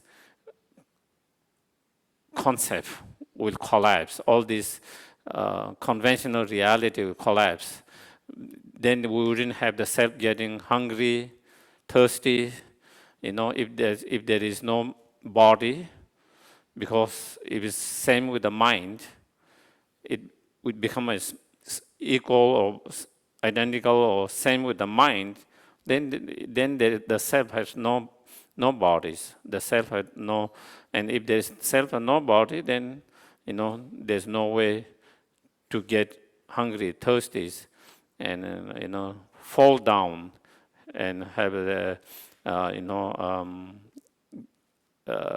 broken the leg, broken, and so all this conventional reality and world will collapse and it wouldn't be possible. So therefore, that is why it's not one with the mental aggregates or the mind. So, what transfer to the next life? Is this conventional self that is transferred to the next life, or is the Yes. consciousness? Yeah, the consciousness continue as well as the self continues. Both. Both, yeah. And the self is merely imputed on that, So the conventional self is projected by the mind. Is merely imputed on the basis of the whatever aggregate that continues, Yeah. But also mind is also merely projected, so everything is merely projected on its basis or to its parts. So not only the self is merely imputed or projected, but also the mind is also same. But that's merely imputed self continues as well as the mind continues. Can I ask one more question? If when you attain enlightenment, will the conventional self disappear? No. No. There will be self, but the way, it wouldn't be the self that the way we perceive the self. Once you have realization and emptiness directly, there is still sense of self. But the way you perceive the self is not the way that we perceive the self now. You will perceive the self as a merely imputed existing self, not something concrete, not something inherently existing self. They still have this, even the Buddha has this sense of self. And even in Sutra, you can see Buddha saying, I, at one time when I was Bodhisattva, as this and that. So there is a sense of I, even Buddhas. But that sense of self or I is not sense of I that we perceive now. The way we perceive the I or self is inherently existing self, existing from its own side. But when you have realization of emptiness directly, and when you achieve enlightenment and so on, there's still sense of self, but there's a sense of self that's merely imputed self, not inherently existing self. So there is still there will be still the sense of self. Yeah. I think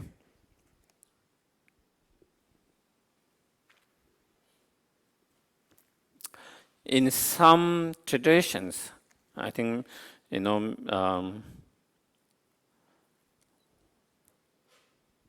sometimes I think in some of the Bhavasika and Sotandrika teaching, maybe there is no sense of self. Their ideas, when you achieve nirvana, the Buddha would, because their views, even the mind ceases after that. There's no more coming back, They talk about liberation with a reminder and liberation without reminders. Liberation with a reminder is when you achieve nirvana in this form, in this body, you achieve liberations with a reminder because your body is still, you still have this body which is result of your past karma. So that still, even though your mind is free from all the delusion, but still you have this body, physical body. Remind with this physical body, which is still result from the past karma, So, but once they die, then they achieve nirvana without reminder. And then, according to this understanding or school of thought, then the consciousness ceases. And there's no way the arhat becoming bodhisattva and achieving enlightenment. Once you achieve arhat, then it's gone. And also after Buddha passed away, there's no more coming. But that is not the Mahayana's tenets understanding. The Mahayana tenets of, the Mayavadi school as well as middle way schools, they believe the consciousness continue even after you achieve arhat, even after you achieve high level bodhisattva, even after you achieve enlightenment, fully enlightenment. So that will always continue. Yeah. So there is two different understanding, but according to the Madhyamika and the Mahayana tenets, there's continuity. Yes. Okay. Any other questions? I will do a couple of them. So I think so maybe three because I saw two of hands going. And then I can take next time, okay? If you don't, you have present questions and you don't have time today, so you can bring it next time. Yes, please. Thank you, Geshe-la. Why does an arahat with remainder still has true suffering, but a bodhisattva on a path of seeing no longer has true suffering? I think also that one is an object of debate discussions, whether the arhat has suffering or not. Normally, in general understandings, according to the Mahayana, they don't have sufferings. In Theravadan traditions or Sotandrika and Babasika, they have still suffering because it is still the samsaric bodies, and so they are sufferings. From their point of view, even the Buddha suffer because when the Buddha was not Buddha when he came to this world, he was Bodhisattva. According to he was still in the Bodhisattva path, the path of preparations. And then in this life, then he met. And so because when he was born, he was still samsaric, not fully enlightened beings. This body is not enlightened. And so even Buddha suffered after they say, so there is that their understandings or their view. In the Mahayana, that is different, even from Buddha was already fully enlightened before he appeared in this world. And there's that difference as well. And so Buddha showed the aspect of sufferings, such as show the aspect of getting food poison, and then show the aspect of passing away because that food poisonings. Mahayana is showing the aspect of that. In others, Buddha actually was food poison, and he suffered and he died because of that. So that is two different understandings of that, of two different schools of tenets, thoughts, and same with the arhat, Yeah. Then I think James, and then there's two questions. Yeah. Thank you for your teachings. Very confusing indeed.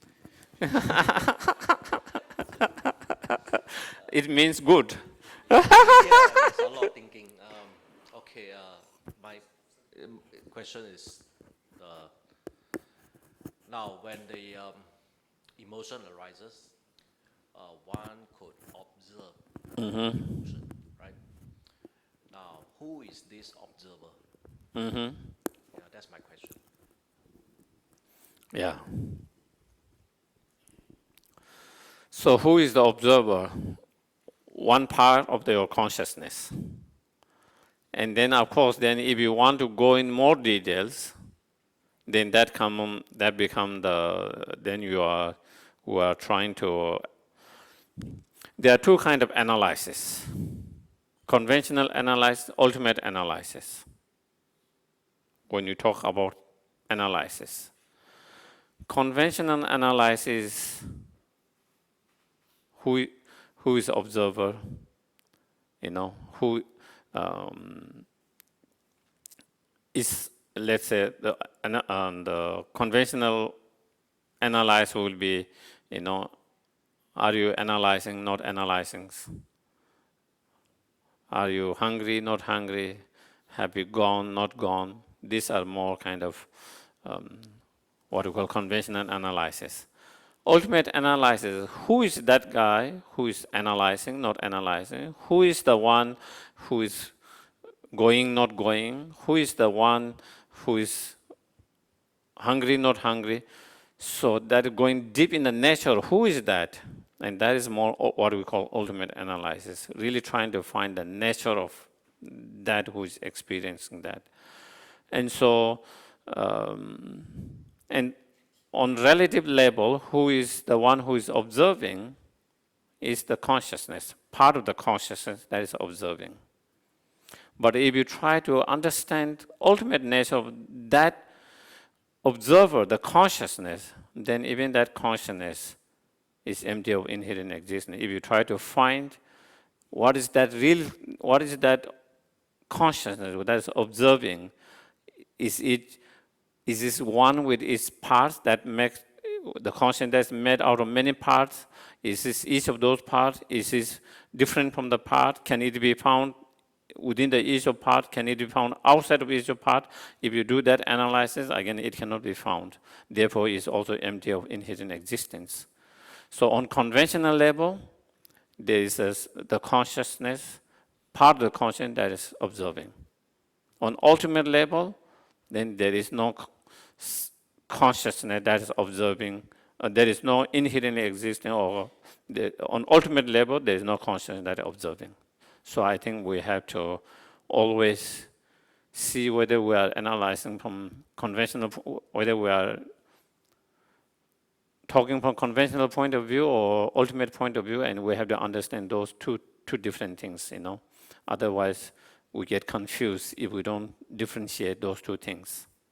On one side, they say that it exists, and one side it doesn't. It say it does not exist. Similar like the cell. On one side, we say that there is no self existing one or separate from the aggregate. On another side, we are saying there is a self that is carrying the karmic imprint and experience the karmic. And so that is why we have to differentiate. Yeah. And then the last questions, yeah.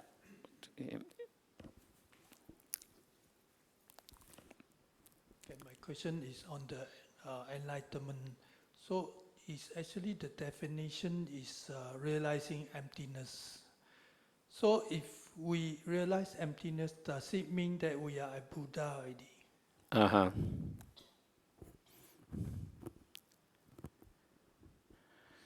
Enlightenment is such a word that can be used by different people in different ways, Some translator doesn't like even this word enlightenment because it is based on certain movement in West, or I don't know, East or West, sometime back. So their concept of enlightenment might be slightly different from our Buddhist concepts. So some translator even doesn't want to use this enlighten, the word. They would like to use maybe fully awakening Buddhas. So I think, and sometimes we say, instant enlightenment, or I had this enlightened experience. We use differently, Oh, he had that enlightened experience. I had that enlightened, when you have that aha moment, some people sometimes use this enlightened experience. So that can, but in Buddhism, when we use enlightenment, in Sanskrit, it's the bodhi. In Tibetan, Changchup. And then in Sanskrit, the word is bodhi. And that is what we use enlightenment or awakening. And when you talk about bodhi, there are three types of bodhis, three enlightenment. Enlightenment of hearer, enlightenment, solitary realizer, and enlightenment of the bodhisattvas. So arhat is one enlightenment. And Buddha, that is why we say fully enlightened. Arhat are enlightened, but not fully enlightened. The Buddha is the fully enlightened one. Okay? So realizing emptiness does not qualify this kind of enlightenment. You can use generally, this is a big aha moment. If you have a realization of emptiness, this will be one of the biggest aha moment. So if you use that, where we use normally, like you have, I have that enlightened experience. But when we talk specifically this kind of enlightenment, then realizing emptiness doesn't make enlightened at the moment.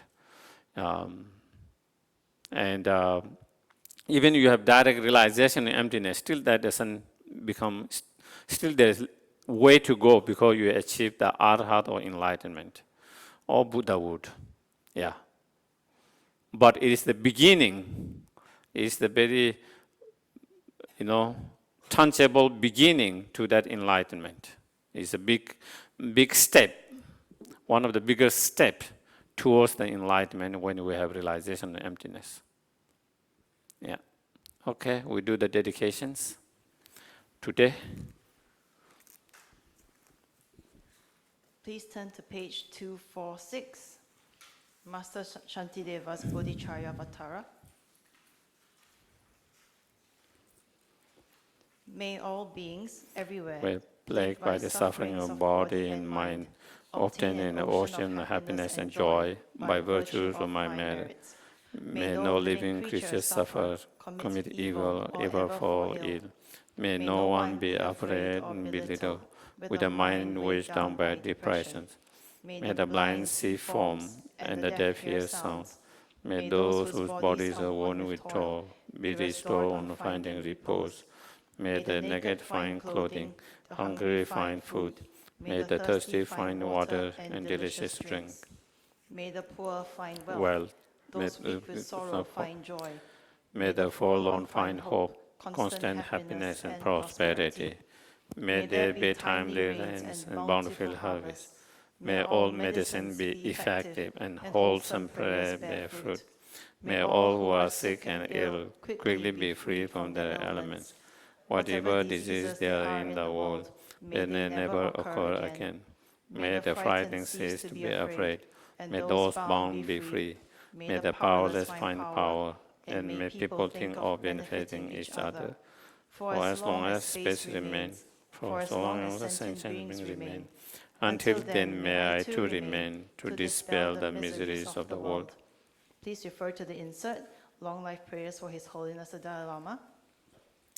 Incomparably kind and supreme Tenzin Gyatso, the wish-granting, wish-fulfilling jewels, source of every single benefit and happiness in this world, may you have a long life and all your body wishes be spontaneously fulfilled.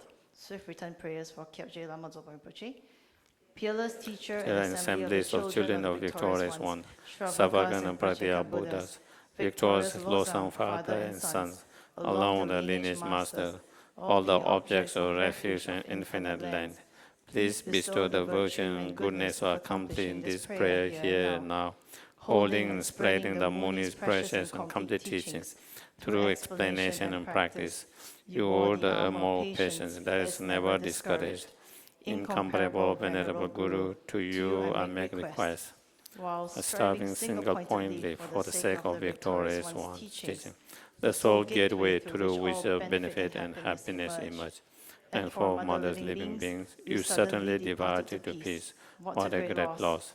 Nevertheless, through the undeceiving truth of blessings of the oceans of three jewels, and the great waves of Bodhisattva of children of victorious one, may the smile of reincarnation swiftly beam in glory for fortunate disciples. Thank you very much. Good night. Thank you. Thank you.